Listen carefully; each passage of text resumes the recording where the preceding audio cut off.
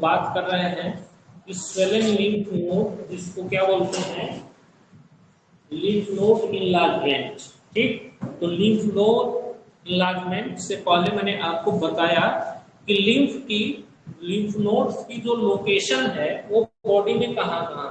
ठीक, इसका इनलार्जमेंट होना यानी कि इनलार्ज होना जो है, हम देखते हैं कि इनलार्ज हो जाता है रोगियों में। ठीक, खास करके बच्चों में देखते हैं, बड़ों में भी होता है, खास करके ये देखने को मिलता है। हम इसको, तो इसमें मुख्य रूप से सिम्टम्स क्या क्या आता है, इसका जो ट्रीटमेंट है इलेक्ट्रोहोम्योपैथी, जो हम ट्रीटमेंट अपने मेथड से जो सिलेक्शन ऑफ रेमेडी करते हैं, या जो हमारा केस टेकिंग का तरीका है, जो मैंने आपको सिखाया है कि how to taking the case, यानी कि कोई केस अगर आप हैंडल करते हैं रोगी देखने के लिए, तो जो प्रोसीजर हम अपनाते हैं उसमें पहला जो होता है कि symptom, organ and the principal remedy. ठीक, तो इसमें मुख्य रूप से रोगी को क्या क्या सिम्टम्स होता है ये हम ध्यान देते हैं। तो साइन एंड सिम्टम, इनमें दो चीज आता है, साइन एंड सिम्टम। कुछ बीमारियों में केवल दिखता है, दैट इज द साइन, और कुछ बीमारियों में साइन एंड सिम्टम्स दोनों होते हैं। ठीक, तो लिम्फ सिस्टम जो है, network of the organs, vessels of the lymph node, vessels and lymph node through the body, many lymph node, बहुत सारे लिम्फ नोड जो हैं नेक, गर्दन पे, हेड। अब इसमें क्या होता है कि स्वेलिंग, सिम्टम क्या होगा, स्वेलिंग,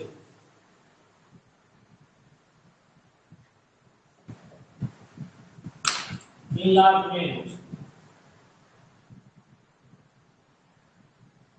अरे समझ में कि सिम्टम ये इनलार्ज साइन दिखेगा,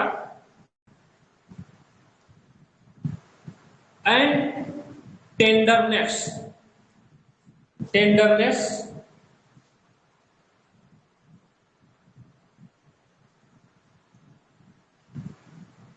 टेंडरनेस, और पेन, दर्द भी होता है। पेशेंट को क्या होता है, दर्द होता है इसमें। तो स्वेलिंग साइज जो है मटर से लेकर के, छोटे मटर के दाने के बराबर से लेकर के और बड़े साइज तक हो जाता है। अरे समझ, ये lymph node depending upon the cause, ये निर्भर करता है कि किस कारण से वो लिम्फ नोड स्वेल्ड किया है। और अदर भी सिम्टम्स इसके साथ हो सकते हैं, इंक्लूडिंग द सिम्टम जैसे कि रनी नोज, नाक से पानी आना, सोर थ्रोट, गले में खराश हो जाना, सोर थ्रोट, और कफ। तो स्वेलिंग जो लिम्फ नोड है बॉडी में,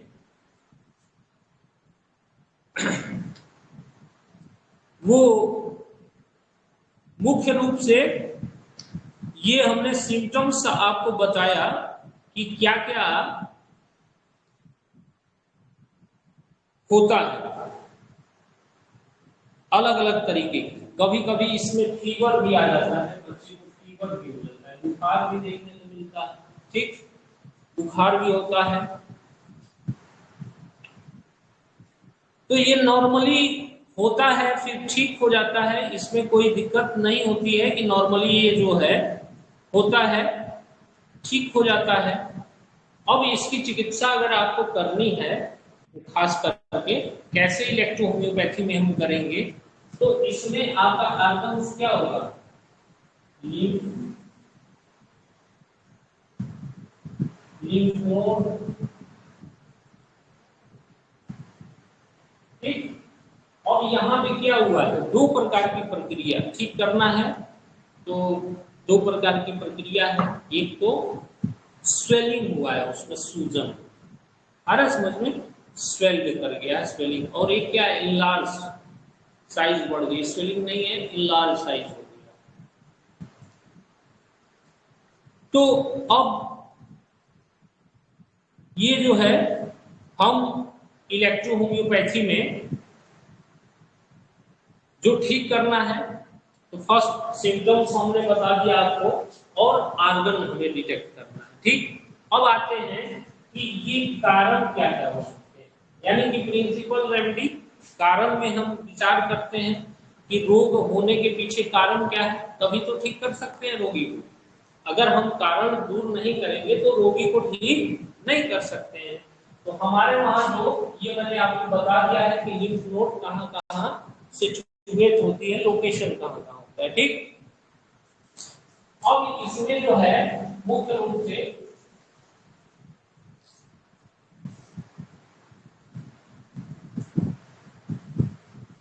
कारण क्या क्या है। तो पहला कारण इसका इन्फेक्शन, बैक्टीरियल, वायरल। ठीक, बैक्टीरियल और वायरल इन्फेक्शन कारण है इसके पीछे, जो देखने में मिलता है। और ये बढ़ता इसलिए है कि being able to fight off infection virus, bacteria and other cause. ठीक,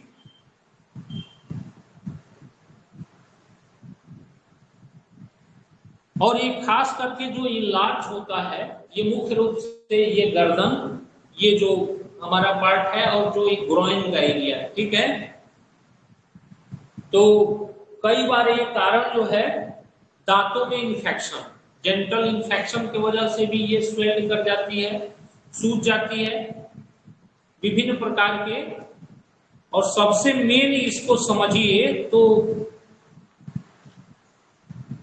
जो कारण है, ये रस प्रकृति के लोगों के लिम्फ नोड ज्यादा स्वेल्ड कर जाते हैं। समझ गए? आपको जो कॉन्स्टिट्यूशन पढ़ाया गया है उसमें बताया भी गया होगा कि जो रस प्रकृति के रोगी हैं उन बच्चों में लिम्फ नोड ज्यादातर स्वेल्ड करता है। समझ रहे हो बात? तो उसमें जो है ये स्वेल्ड करता है।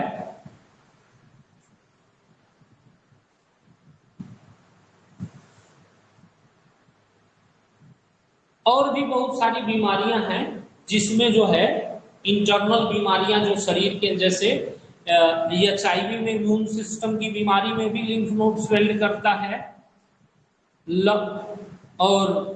और भी विभिन्न प्रकार के ऐसे रोग हैं जिनमें, जैसे किसी को अगर कैंसर डेवलप होता है तो भी ये लिम्फ नोड क्या करती है, स्वेल्ड कर जाती है।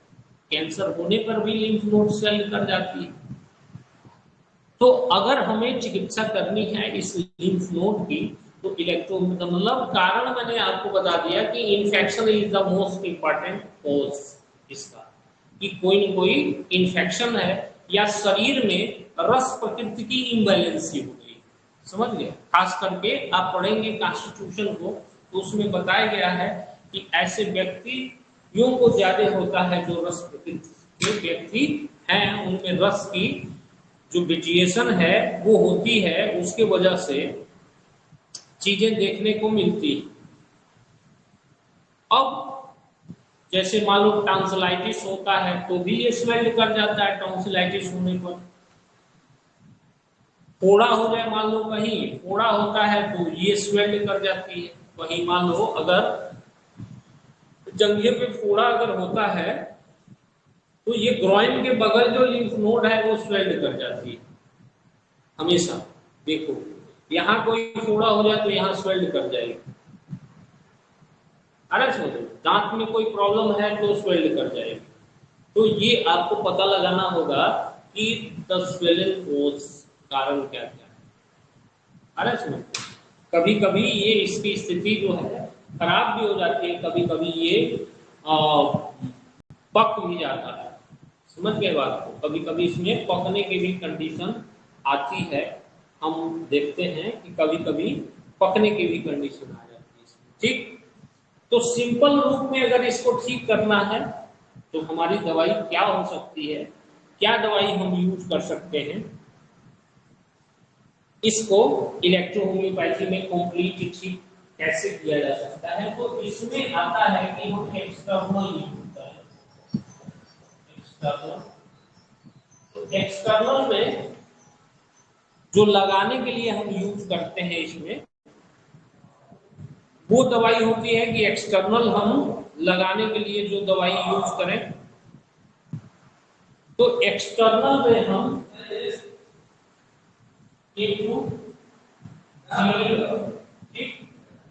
और C5 A2G और C5 आया समझ, स्वेलिंग में सूजन हुआ है, केवल इनलार्जमेंट है तो जी केवल लगा सकते हो, जी ग्रीन कलर से आया समझ। दर्द वगैरह है इसमें तो डब्ल्यू ही डाल सकते हो या दर्द होने दे देना है। समझ रहे हो मेरी बात को, दर्द ना हो तो कोई एडिशनल दवाई नहीं जोड़ने की जरूरत है, दर्द वगैरह है तो दवाई देनी है। और पिलाने में भी हम इसमें दर्द है तो WAG दे सकते हैं, कोई बात नहीं, समझ गए। तो इस तरीके से हम इसमें, अब उसका एकदम से कॉन्स्टिट्यूशन जो है रस प्रकृति का है, तो यहाँ पे अगर नहीं तो ठीक होना तो आरी यूज करें, आरी एक आध 2 सप्ताह के लिए आरी यूज कर सकते हो पिलाने में, समझ रहे हो मेरी बात। अब इसमें आते हैं कि ऑर्गेनिक रेमेडी, तो ऑर्गेनिक रेमेडी में क्या क्या हो सकता है, तो C1 L1 A2, समझ गए। अब इसमें C1 है, C2 भी है, C4 भी है, C5 भी है, ठीक। तो बहुत हार्ड है, सिंपल प्राइमरी स्टेज में C1 यूज कर लेना बहुत हार्ड है, एकदम गोली जैसे छटक रहा है, तो C4 यूज कर सकते हो, C5 आंसर हो गया है पूरा, C5 यूज कर सकते हो, C2 जो है C2 भी यूज कर सकते हो, एकदम लसलसा हो पिलपिला हो तो C2 यूज कर सकते हो, C2 भी यूज किया जाता है। और इसमें भरवन इन्फेक्शन है, भरवन है और भेनवन, समझ गए, आ रहा है मेरी बात, भरवन है और भेनवन, इसको यूज कर सकते हो अपने अनुसार, आपको रोगी देखना होगा, इस अनुसार आप यूज कर सकते हैं, ठीक। अब इसको बार बार हो रहा है तो आपको क्या करना है, द कॉन्स्टिट्यूशनल रेमेडी, तो इसमें कॉन्स्टिट्यूशनल रेमेडी क्या होती है, यस, ठीक। कई बार ट्यूबरकुलर डायथेसिस होती है ऐसे लोगों को, तो उसमें आप E2 दे सकते हो, ओके, और E3, ये कॉन्स्टिट्यूशनल, ऐसा नहीं है कि हम कह रहे हैं सब चलाओ, लेकिन केवल यस1 देने से, कॉन्स्टिट्यूशनली रेमेडी यस1 देने से कई बार नहीं ठीक होता है, ट्यूबरकुलर डायथेसिस है लोगों में तो P2 चलाना पड़ता है, समझ गए। और अगर वो मान लो मिक्स में चला गया है तो यस1 और A3, समझ गए, यानी कि उसका कॉन्स्टिट्यूशन मिक्स हो गया है तो यस1 और A3 आप चला सकते हो। तो ये आसानी से इस लिम्फ नोड जो बढ़ा हुआ है ये आसानी से ठीक हो सकता है। ये डोज ऑफ डिल्यूशन जो है ये निर्भर करता है कि आपके पास रोगी किस कंडीशन में आया है, किस कंडीशन में रोगी आपके पास आया हुआ है, इसकी ज्यादा जानकारी और ज्यादा समझने के लिए आप हमारे ऑनलाइन कोर्सेज से जुड़ सकते हैं, सीख सकते हैं। Selection of the remedy, selection of the dilution and selection of the dose, ये तीनों हम ऑनलाइन बेसिक और एडवांस कोर्स में पढ़ाते हैं, सिखाते हैं। जितने भी लोग हमारे YouTube चैनल को देख रहे हैं, अगर आपको इलेक्ट्रो होम्योपैथी सीखना है, चिकित्सा में कैसे हम दवा सेलेक्ट कर सकें, कैसे हम रोग के अनुसार डिल्यूशन सेलेक्ट कर सकें, यानी कि मात्रा और डोज कितनी बार हमें पिलाना है किस रोगी को, वो अगर आपको जानना है तो हमारे बेसिक और एडवांस कोर्स से आप जुड़ करके और इलेक्ट्रो होम्योपैथी सीख सकते हैं। जो लोग भी हमारे YouTube चैनल को देख रहे हैं, आप बहुत ही और ये जो कोर्स पढ़ाते हैं उनके लिए हमारा फ्री क्लास भी है, एक क्लास आपको फ्री मिलेगा, डेली फ्री क्लासेस में भी जुड़ सकते हैं हमारे, कि जो हम 2 बजे से 3 बजे तक जो हमारी फ्री क्लासेस है उसमें आप जुड़ करके इलेक्ट्रोहोम्योपैथी सीख सकते हैं।